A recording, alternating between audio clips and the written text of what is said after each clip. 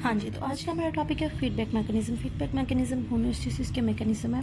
Homeostasis हम लोगों ने पिछली वीडियो में पढ़ लिया था क्या होता है। बॉडी के कांस्टेंट इंटरनल एनवायरनमेंट को मेंटेन करने को होम्योस्टेसिस कहते हैं। करते कैसे हैं, उसका पूरा मैकेनिज़्म क्या है, उसको हम लोग फीडबैक मैकेनिज़्म कह देते हैं। फीडबैक मैकेनिज़्म जो है, it can be defined as output mechanism can be defined as where output works as stimulus. ठीक है, अब हम लोग एक जनरल सा एक पूरा प्रोसीजर देख लेते हैं होता कैसे है, फिर उसके बाद हम लोग एग्जांपल्स के साथ बात करेंगे तो वो और क्लियर हो जाएगा। सबसे पहले हमारे पास हम लोगों ने कंपोनेंट्स पढ़े थे होम्योस्टेसिस के। कौन कौन से? सेंसर, कंट्रोल सेंटर और इफेक्टर। ठीक हो गया। बस हम लोगों ने हाँ जी, तो हम लोगों ने एक कांस्टेंट जो इन्वायरमेंट है उसको मेंटेन किया हुआ था। इसमें हुई डेविएशन जी, तो इसमें हुई यहाँ पे डेविएशन हुई, इट वर्क्स एज स्टिमुलस। ठीक है, डेविएशन था हमारा स्टिमुलस जिसे सेंसर ने सेंस किया। ठीक है, और मैसेज भेज दिया कंट्रोल सेंटर को, जी डेविएशन हो गई है। कंट्रोल सेंटर ने मैसेज भेजा जी इफेक्टर को कि डेविएशन हो गई है, इसको ठीक करो। इफेक्टर ने की करेक्शन। ठीक है, करेक्शन के बाद जो रिजल्ट आएगा उसे हम लोग क्या कहेंगे? आउटपुट।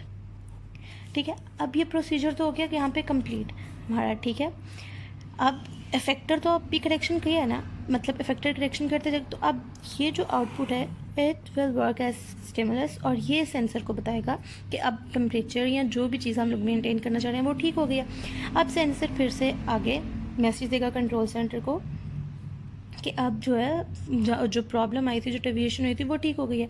कंट्रोल सेंटर इफेक्टर को कहेगा जी हाँ जी डेविएशन ठीक हो गई है, अब आप अपना काम रोक दो। ठीक है, ये था हमारे पास फीडबैक मैकेनिज्म, मतलब जो रिस्पॉन्स आया है, जो रिज़ल्ट आया है, उसने आगे डिसाइड करना है कि अब और क्या करना है। या फिर अगर अभी कंप्लीट तरह से ठीक नहीं हुआ होगा, जैसे फॉर एग्जांपल कोई चीज़ ज़्यादा हो जाती है, उसे कम करने के लिए अगर ठीक तरह से ठीक नहीं होगा तो फिर दोबारा मैसेज आएगा नहीं जी अभी ठीक नहीं हुआ।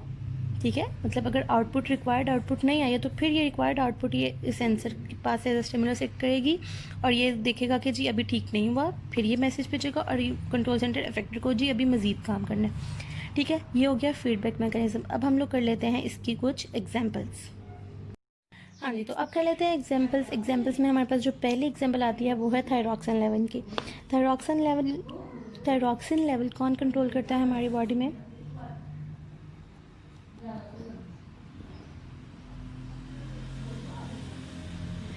इंटीरियर पिट्यूटरी ग्लैंड कंट्रोल करते हैं। अब थायरॉक्सिन का हमारे पास बॉडी में एक नॉर्मल लेवल था।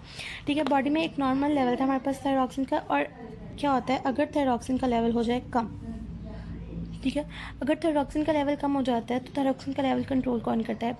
TSH, थायराइड स्टिमुलेटिंग हार्मोन जो है वो थायरॉक्सिन की रिलीज को कंट्रोल करता है। ठीक है, इंटीरियर पिट्यूटरी ने मैसेज दिया इंटीरियर पिट्यूटरी ने क्या किया है? थायराइड स्टिमुलेटिंग हार्मोन की रिलीज को इंक्रीज कर दिया।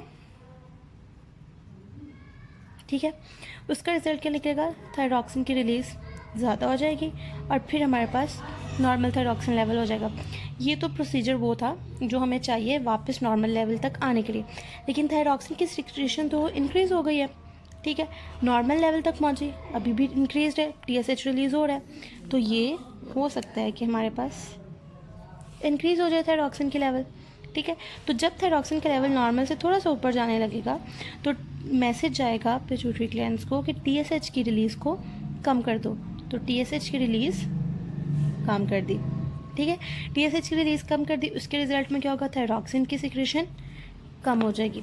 यहाँ पे क्या मैसेज किया था कि थायरॉक्सिन की रिलीज़ को इनहिबिट कर दो।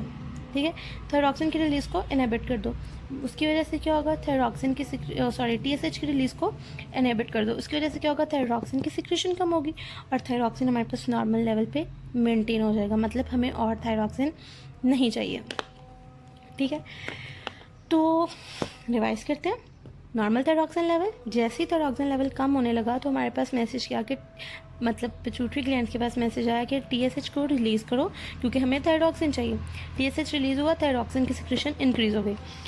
सिक्रेशन जैसे ही इंक्रीज़ होती है तो आहिस्ता आहिस्ता जब हमारे पास नॉर्मल थायरॉक्सिन लेवल तक पहुंच जाता है तो सिक्रेशन तो अभी भी हो रही है, लेवल इंक्रीज़ हो सकता है। जैसे ही नॉर्मल से ज़रा सा ऊपर गया तो मैसेज क्या, अब ये हमारे पास आ गई थी, इसको हम क्या कहेंगे, ये है हमारी आउटपुट। ठीक है, आउटपुट ये ना। अब इसने स्टिमुलस भेजा सेंसर के पास कि टीएसएच को इनहिबिट कर दो।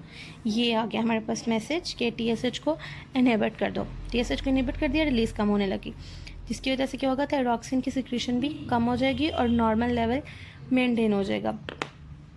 तो यहाँ पे हम लोगों ने देखा कि जो हमारे पास मैसेज गया था वो गया था कि जो प्रोसीजर चल रहा है उसको इनहिबिट करने का मैसेज है। तो it is a negative response कि बस अब काम रोक दो। ठीक है, तो इसको हम लोग कहेंगे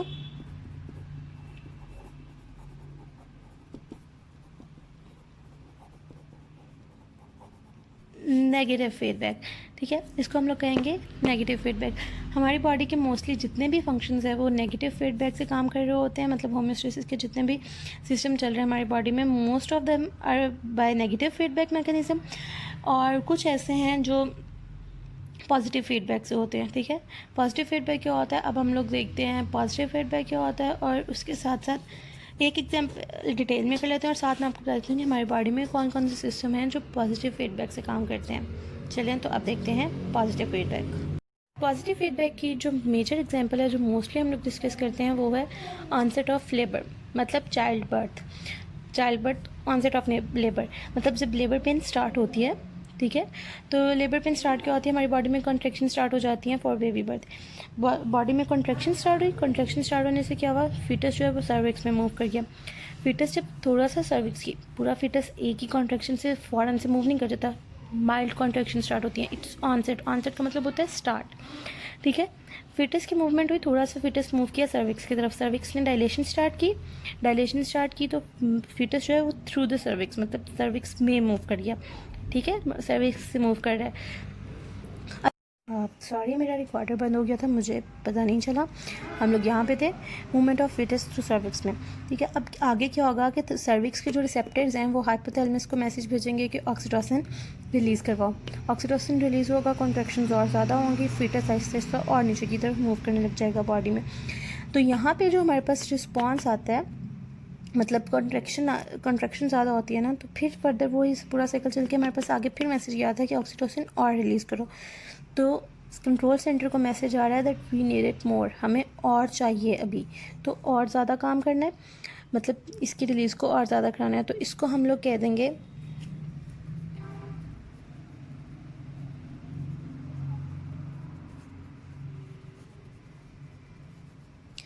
पॉजिटिव फीडबैक मैकेनिज्म। ठीक है, अब कौन कौन से हमारी बॉडी में सिस्टम्स हैं जो पॉजिटिव फीडबैक मैकेनिज्म को यूज़ करते हैं। इसमें हमारे पास आ जाती हैं एग्जांपल डाइजेशन की।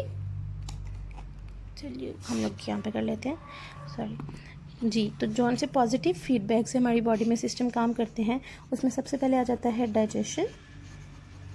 सबसे मेजर है ऑनसेट ऑफ लेबर, जिसको मैंने आपको एक्सप्लेन कर दिया ताकि आपको समझ आ जाए कि पॉजिटिव फीडबैक होता कैसे है। ठीक है, पॉजिटिव फीडबैक से काम करने वाले सिस्टम कौन से, डाइजेशन, ब्लड क्लॉटिंग और मेंस्ट्रुअल साइकिल।